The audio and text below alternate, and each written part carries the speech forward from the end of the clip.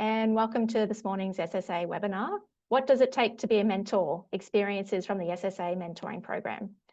My name's Nicole White, and along with Karen Lamb and Lizzie Corriver, we're responsible for coordinating the program's annual mentoring program. So I guess to set the scene for today's webinar, I'll just share a couple of slides just to give an overview of what the program entails. The SSA mentoring program started in 2020 as a pilot and now runs as an annual program between March and September every year. The program is open to all SSA members as either mentees or mentors. And today we're focusing on the mentor side of the program. So to participate as a mentor, we ask that members have at least 5 years experience working in academia, government or industry. And prior mentoring experience is not essential to participate in the program, as we do provide training to all new mentees and mentors at the start of each year's program. In terms of the logistics, all participation as mentees and mentors is voluntary. And as a committee, we ask that mentors and mentees meet at least 4 times, either in person or virtually, depending on where you live, over the 6 months of the program each year. In terms of the application process, we ask mentors to describe their background and the topics that they feel comfortable discussing with their mentees. And this information is really valuable to us as a committee to help us find you the right mentee. So the program has been going for about 5 years now, and we quite often get asked by SSA members who are keen to participate in the program as a mentor, but aren't quite sure what's actually involved in the day-to-day. So at the end of the day, mentoring is all about sharing our experiences. So we thought, who better to ask than our current mentors themselves? And today we're very lucky to have 4 of our current mentors join us to help answer some questions and share their experiences about the program. So I'm very delighted to introduce Adrian Barnett, Chris Rogers, Christy Robledo, and Rebecca Harding. So by way of introduction, both Adrian and Chris have been involved as mentors since the start of the program as a pilot in 2020. And both Christy and Rebecca started in the program as mentees, but have since made the jump to be a mentor in the program as well. So let's get rolling with some of the questions. I might start with Adrian and Chris as sort of our recurring mentors. How did you get started in mentoring? I looked it up. My first mentoring role was with ASIMS. So that was a big ARC centre in maths and stats. And I think it is these big centres that we need to run, like the Stats Society, to run these things, because you need to coordinate, you need to have that critical mass. And I've now amazingly done 10, which is quite a surprise in various programs. And yeah, hopefully 10, 20 more. Amazing. How about yourself, Chris? I think I'd sort of informally mentored people quite a lot over the years. And when I saw the pilot was being introduced, I'm like, oh, it's sort of what I'm already doing. And so it might be nice to do this and talk to people a bit out of my own little Sydney-centric kind of sphere as well. Great. And so for both Christy and Rebecca, so you've made the jump from mentee to mentor over the years. Was there anything in particular from your experience being a mentee that helped you decide to make that jump and sign up as a mentor? Maybe Christy, we can start with you. Yeah, sure. So I guess I didn't put my hand up. I didn't feel that I had enough experience. So Nicole actually tapped me on the shoulder and reached out and asked if I would like to be a mentor this year. Actually, this was my first year. And I guess like Chris, I informally mentor people, but do not have any formal training, etc. So, you know, I do quite suffer from imposter syndrome, I have to say. So I immediately went to my own mentor and said, oh my gosh, can I even do this? Do I have the skills? How am I going to tell people what to do? I don't know what to do. So I really did feel like I needed a little bit of coaching myself to get that, you know, ability to say yes. So thank you, Nicole, for reaching out. I do have a lot to contribute, I feel. It's not about being perfect, and I think that was what I was afraid of, not having the experience that they might need. But it's all about being present and being generous with your time. So yeah, it's been really good. Thank you, Nicole, for asking me. Oh, of course. No, thank you, Christy. And I really love how the mentoring program has come full circle as well, asking your mentor to what it's like to be in their shoes. That's awesome. How about yourself, Beck? I found it a really positive experience. So actually, Adrian was my first mentor in the pilot, and I'm currently with Chris. So it feels very full circle today that I'm along the whole spectrum, mentee and mentor. I had a really positive experience in the pilot program, and I was particularly my first year just transitioning from being a student to going into the workforce. And that to me was quite a big, scary change. And having support around me, I felt just, other than my own students or other people going through exactly the same thing, just a little bit of perspective I found really helpful. And so I thought, if I've just done this and I've learned what I've just learned in the last year or two, surely there's a way that I can also give back to people that are following that same journey. So like Christy, I was a bit like, oh, I'm scared, I don't know, but I thought, I know I've been through this, I can do hard things and show people who are trying to go through the same thing. So I really just wanted to give back from the positive support that I had in that kind of first 3 years. So I went from mentee to mentor, and then I've kind of almost been both a little bit throughout. So I feel like I've been involved in a lot of different partnerships, and some last longer than others, but I think that's the nature of mentoring, and it there's no one size fits all. So you just kind of do what you can, but the team and the committee are wonderful at, I've found, matching and pairing different people and different things together, that it's the committee's going to look after you when they match you.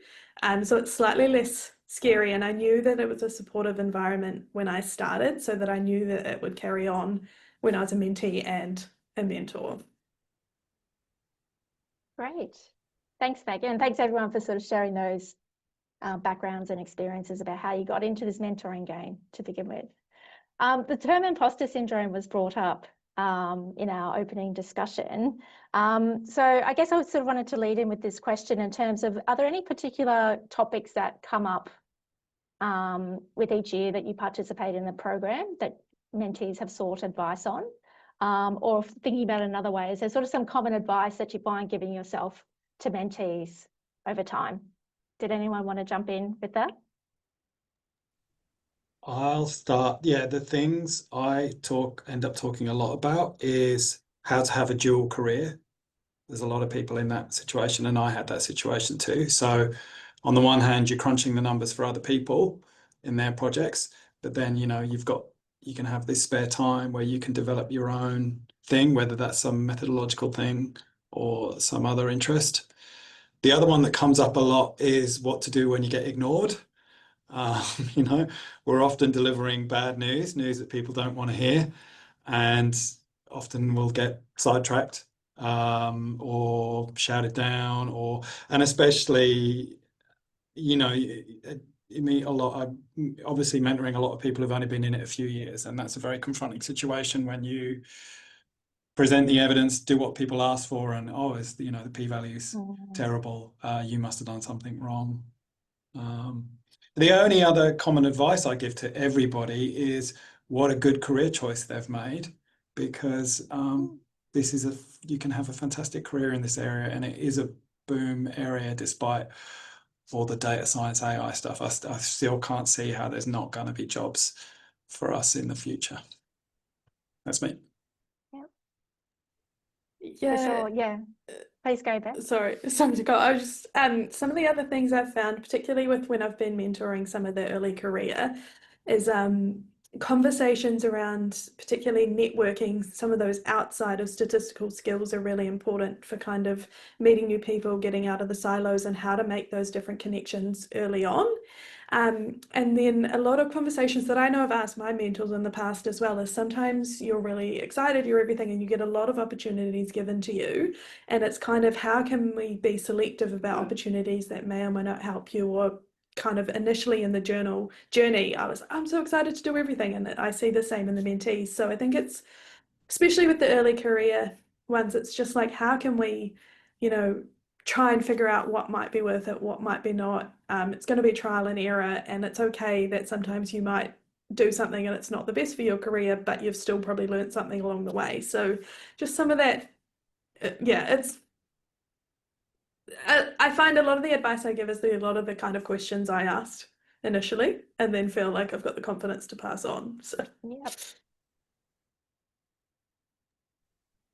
I'm happy to jump in. Sorry, Chris. Yeah, So similarly with the networks, I really highlight that that's really important. Attending events, saying yes to some things really helps to build a network if it's not a main publication that's coming out of that project. Joining these types of communities within an SSA or Our Ladies or Actor Sting, something like that. And building the relationships, not just with future potential, mentor figures, but your peers as they are for collaborative work, even just friendly ears. And I think another aspect helping with imposter syndrome is that, similar theme to what Rebecca was just saying, it's not just about your technical skills, it's also about your collaborative skills, communication skills, and what you can contribute to the group, to the community might be more than just some technical skills that you have. Yeah, I'll follow on with that and saying I think one thing that a lot of early career biostatisticians and biostatisticians face is they'll be the only statistician in their research group or unit or whatever you want to call it. I sometimes call it being the only statistician in the village, from Little Britain, as from Little Britain. And that is a sort of this unusual situation. I think you should find yourself in the early career. That's when you want that mentorship and that sort of community the most, and how to go about really finding that, which sort of varies. Like, I mean, Melbourne's got very good, I think, community of, say, biostatisticians, but certainly the SSA is one route I always suggest people go to as well, because there's, oh yeah, you often get to see some very interesting presentations and meet some people who basically do the very similar things to you as well. great. Thank you. Yeah, and I guess, yeah, to your point, Chris, about, being the only statistician in the village, that's quite a unique position for our profession, and sort of combined with, we're spread all across the country. So being able to have that way to network with people who aren't necessarily, say, in Sydney or Melbourne, is sort of a way to grow your networks as well. So a lot of the conversation around that question was more about, I guess, the soft skills or the professional development skills that we need as statisticians. Have you ever had any challenges with addressing questions that you don't feel qualified answering, or even how do you keep the conversation going? So I can jump in. My mentee this year had a very specific question that they wanted to have answered that I have no expertise. So they would basically wanted to move into industry, and I have no experience whatsoever with that. But I guess one of the beauties is that even though I don't have the experience, I can go and tap someone else on the shoulder and introduce them to someone else who can help with that aspect. So that helps with that. And then I think keeping the conversation going, breaking the ice can be quite hard depending on personalities, etc. You kind of get a vibe immediately with how easy it is to have conversation. But starting off with maybe a little bit more personal story of how you got into statistics, maybe you could help. And also having some, I do the same thing with my kids, some open-ended questions rather than yes/no questions. So, what have you done recently that you're proud of, or something like that, to try and get the conversation flowing. Yeah. Yeah, I love that analogy. I might take that one, Christy, for my next mentee.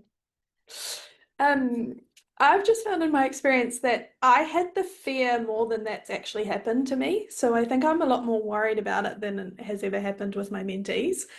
So I think one thing personally I had to get over was I might not be good enough, or I might not know, whereas sometimes the questions come up. But the other thing I've found is just being honest and saying you don't know makes you human and actually sort of almost more relatable, and builds that rapport with the mentee and or the mentor. So I'm always trying to be like, look, honestly, I don't know, and then turning into let's you know, let's try and find this out together. These are the resources I do know, or these are the people I do know, or, you know, if we were trying to solve this problem, you know, what have you done so far before asking me, and trying to just those open-ended and kind of just treating it like a fun little task, and but really just kind of like humanizing myself that not everyone is perfect, not everyone knows everything, but it's kind of how you then find the answer and who you talk to get there, which is also a learning in itself. And then reflecting on that process a few weeks later, being like, hey, you know how we had that question? We've now got the answer. How did you find that go? What worked for you in that process? And just trying to emphasize those other skills outside of, again, going on the soft skills. And then usually I'm like, and hey, you taught me something too. This is amazing. Thanks. Yeah. Yeah. I love the idea of going on an adventure together to try and find the answer. Yeah, We I'll did just research. add, I don't think I've had any awkward quiet moments because, yeah, I think when statisticians get together, we've got plenty in common, really. I mean, I will say I have an Irish mother who can talk underwater, so I've learned some skills from her. I'm not at her level, but I will always fill the space with something silly to start with. And actually, everybody so far has shared their CV with me before meeting me. I think that is actually a good idea. Although CVs are quite dry, I like Christie's idea of having some more general questions. Although CVs are quite dry, you do get a nice background on people, and there's normally questions you like, oh wow, you moved from this country to that country, tell me about that, or something like that. Yeah. And if you do get those kind of awkward moments, which you know, statistics does tend to interest a certain type of person, so they may occur. It's perfectly fine. That just sort of means that your meeting is probably sort of reaching a natural end of what you've got to talk about this time, and make another time, and there'll be more questions next time. It's not a big deal at all, I think. Yeah, that's great. So in terms of, it sounds like you've all got great strategies to keep the conversation going, and, you know, acknowledging when you don't have the background to answer a very specific question. But, you know, when you're meeting your mentee for the first time, it can sometimes feel like a little bit of a blind date. So how do you break the ice with your mentee?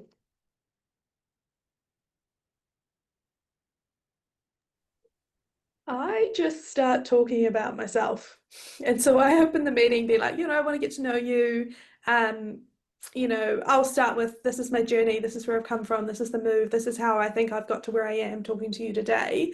And just kind of being open and personable as I can on a screen or in person, and just kind of really enthusiastic as I can in the initial meeting, to just kind of let them know, you know, I'm a human, I'll have the conversation, and then I'll kind of flip them and ask them the similar questions of where have you come from, something you've learned, like, and I think sometimes I've found that listening to somebody else first kind of just settles you in and makes you a little bit more comfortable. But I'll find any excuse to talk about myself. So it's also that's something that's very suitable for me and won't suit everybody else. Like I say, I've found there's no need to break the ice because it's already pretty warm. I mean, it might be, you know, apart from you, Nicole, like ignoring you temporarily, like my mentors are probably the first statistician I spoke to in months, and it might be the same for them. So straight away, you've got all these shared experiences that you're keen to unload. So no, it hasn't been a concern. Oh, that's great to hear. I think the training that's provided to mentees also means that they come in being organized. So I've always had them emailing for our first meeting, these are some things I'd like to discuss. So you can kind of jump into that. You have to have a think about it and jump into that pretty quickly. I find the conversation flows pretty quickly, given that sort of training they've had to come up with that sort of list of things. Great. I don't really have anything to add now. There's I agree, the training by, was it Shane Huntington, was that right? Yes. Yeah, Yes. his training was great. Gave me a lot of confidence to be a mentor. And then the mentee, same as Chris, my mentee had one question. Other specific one, yes. But very, very interesting training, and helpful to give you some skills on how to be the best mentor you can. Great. Excellent. So moving on to sort of a next question that we get asked every now and again. So the SSA mentoring program, like other similar programs that have run formally, are very much described in terms of being mentee-led or benefits for the mentee. But as a mentor, have there been any benefits from mentoring that you didn't quite expect in terms of benefits for yourself? So Beck, you mentioned earlier, sort of in your transition from mentee to mentor, you kind of felt like that full circle moment, discussing sort of similar topics and being able to share your experiences. Any other benefits from people on the panel? I can jump in on this one quite easily. So I think the same as what Rebecca was saying before, that not necessarily going on a journey, but the things that you're saying to them, you really reflect then on, oh, I should be doing that as well. Like the prioritizing what to do and how, you know, what you want your future path to be for the next year and how you need to prioritize. I'm like, I need to do that myself. So that was an unexpected benefit, I think, is by saying something out loud to someone else, I'm like, oh, take my own advice on board. I've enjoyed the variance in people. I don't think I've had two people the same out of my 10. You know, one mentee was working on a remote sheep station and doing statistics in the evening. It was just like, that is amazing. Wow. So I've just really enjoyed the variance. The thing, we're good on variance. The thing we need to increase is our sample size. That's the problem I see.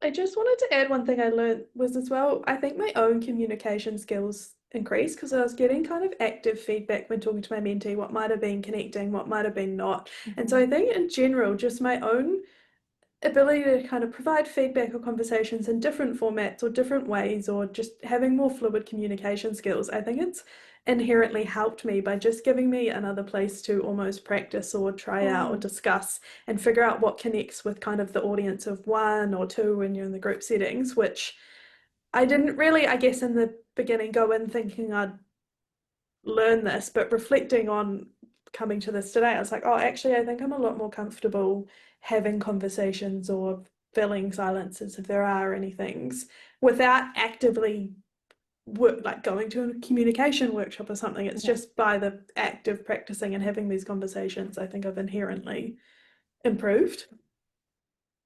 Yeah, that's awesome. Yeah, particularly with sort of a lot of these meetings are held over Zoom or Teams as well. So you don't always get that immediate like body language feedback as well. So yeah, that's a really interesting benefit. So one thing, it's maybe a little bit cheeky, but often I find early career biostatisticians have much better R skills than I do. And so once we've sort of covered the topics they want to cover, and I had one person help me quite a lot with R Markdown in terms of setting up a project and saved me hours and hours of time with just a little bit of advice. So that kind of expertise can come back the other direction as well in different things. That's awesome and way better than ChatGPT, I think. Than getting someone more experienced to help you out. It's great. So what's one misconception about being a mentor that you'd like to take today's opportunity to debunk?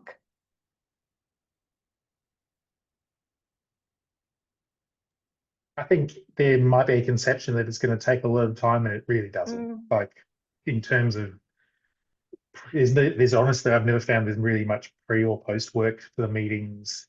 The meetings are kind of can be at your schedule essentially, so it's very easy to fit in, not very demanding at all. Something that I was and hit with me as well is, I don't have anything to offer. But really, I think mentoring is not really about having all the answers. It's really just about having some time and listening, and being a sounding board and providing some, goalposts. You're not necessarily answering the question. If it's an R question, maybe you can help them. But generally, it's a little bit more providing a direction for them. Yeah. So. Yeah, I'll just echo that. Yeah, I do end up having a lot of big picture conversations, but that's great. I mean, I had no conceptions whatsoever, so I didn't have any misconceptions either. This kind of thing was not available when I was an early career researcher, so I didn't know what to expect, and so I didn't no misconceptions whatsoever. But just to say that I've always enjoyed it and always felt as if I'd hopefully helped in some way. I suppose I'll see if those people are still statisticians in 10 years' time. That will be the marker of success. Well, some of your former mentees are here, so being mentors yeah, now. that's So one. there you Yeah, go. 1 out of 10. And how about yourself, Beck? I just wanted to add that, kind of echoing what everyone else has said, but even the smallest of insight can actually make a big impact in somebody else's kind of journey. And so I think I probably came in with a little bit of a naive kind of understanding in the beginning. It's like, oh, I'll talk to this person and I'll change their life and it'll be a lifelong connection and, you know, things will go. But there's no one size fits all I've kind of touched on before. So that I think knowing that even the smallest insight can actually have quite a change or a interest of perspective in somebody, that you don't need to know anything and you don't need to feel like you'll change someone's life dramatically, but just little shifts in perspective or little changes actually, what might seem really small to you is really massive to somebody else. So I think just being able to give back and knowing that you don't have to solve all the world's problems or all of their problems is comfort enough. And I think I was quite naive to what I thought I may or may not be able to do in the beginning. But there's really no, as Adrian touched on, no conceptions about what it might look like.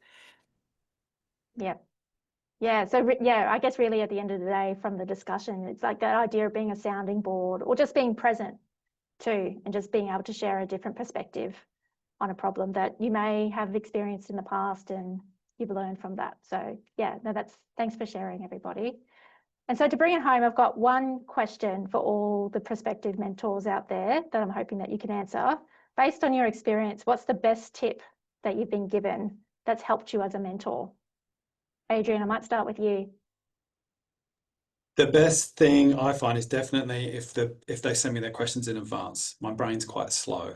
So this is just like a few days in advance and it gives me some things to think about. And I think, oh yeah, that kind of did happen to me. And then I can trawl up a story from 15 years ago, 20 years ago that might be useful. So yeah, that's worked. And I think that might have been another one from Shane's training. So yeah, a shout out. We've already had a shout out for the training, but yeah, another shout out for the training. Awesome. Thanks, Adrian. Chris, how about you? I think a few other people have touched on this already, but I think just saying you don't know and then having a discussion about how you know together about how they could how the mentee could find out and what strategies they could use is quite reasonable. There's nothing to be worried about when that situation happens, and usually it gives you something interesting to talk about next time. Great, thanks. Rebecca? Yeah, I think it was about encouraging celebrating progress, and kind of sometimes it's just a shift of thinking.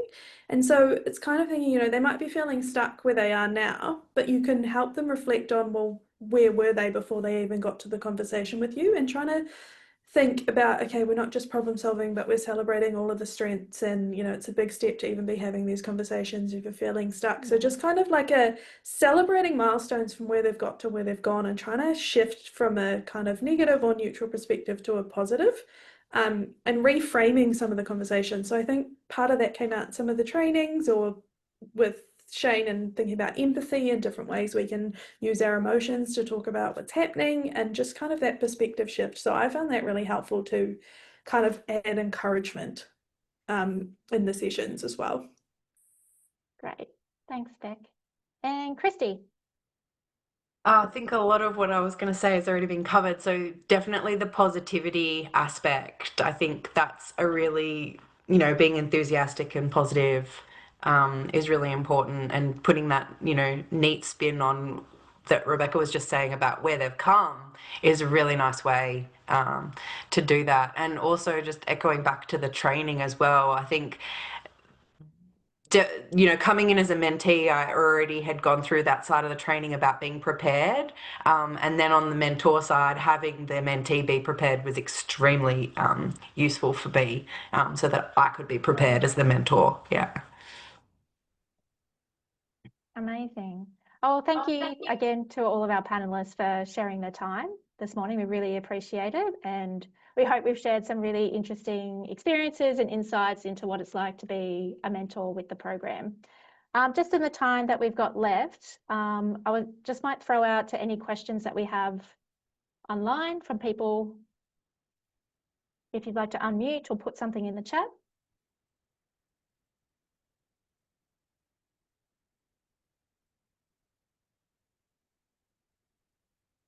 Hi, I have a question. of course. It's more of a discussion topic. We've been talking about mentoring. I have two jobs. Sorry, I'll introduce myself quickly first. My name's Sue, and I work at the Department of Infectious Diseases in at the Alfred Health and also for Monash. Mhm. And I have another job with Oxford, based in Thailand at Moru, which is another Department of Infectious Diseases. And we've been talking about setting up a mentoring program actually at my Thailand-based job. And one of the things that has come up is about the role, the more traditional role of being a mentor that I think we've been discussing today, versus also having a role in terms of the mental health of early and mid-career researchers. Mhm. And so I was just wondering if anybody had any thoughts or perspectives on that, because that is something I think that is more relevant now and perhaps, could become a part of a responsibility of a mentor. Yeah, thanks, Sue, for the question. I could probably give some background in terms of the training that we offer, but then I might open up to the panelists as well if they feel comfortable answering. So as part of our program, we run sort of 2 half days of training with Dr. Shane Huntington every year. So we have half a day with the mentees and then half a day with the mentors. So as part of the mentor training, we do have a structured section on duty of care, particularly around psychosocial safety and what to do if something of a sensitive nature does come up in discussions with a mentee. Yeah, so I guess in terms of just providing the mentors with that information, so the role of the mentor is to really direct that mentee to appropriate resources or reaching out to the mentoring committee when they're not sure what information or responses to provide. But very much sort of our focus of the program is looking at professional development topics, but also acknowledging that those issues around mental health may come up as part of the conversation. So it's just a way of sort of proactively managing and reaching out if that situation does arise. But it is a very important point. I absolutely agree. Did anyone from the committee or panelists like to add to that discussion? I think just on that, in the mentee training, the mentees are kind of given the same story in a way, in terms of like, there's some guidelines around what we think this program could be. These are some of the common topics, and sort of told from their side as well. I remember getting as the mentee training. So you kind of have an idea of what this program is. Each mentorship partnership will be different, but kind of idea of what the program's aiming to do before kind of going in. So I think a lot of the things are kind of set out or understood, and not to say things that won't pop up, but there's kind of this understanding from the beginning of what this program will look like. So I think the training and the structure that supports this program is really important.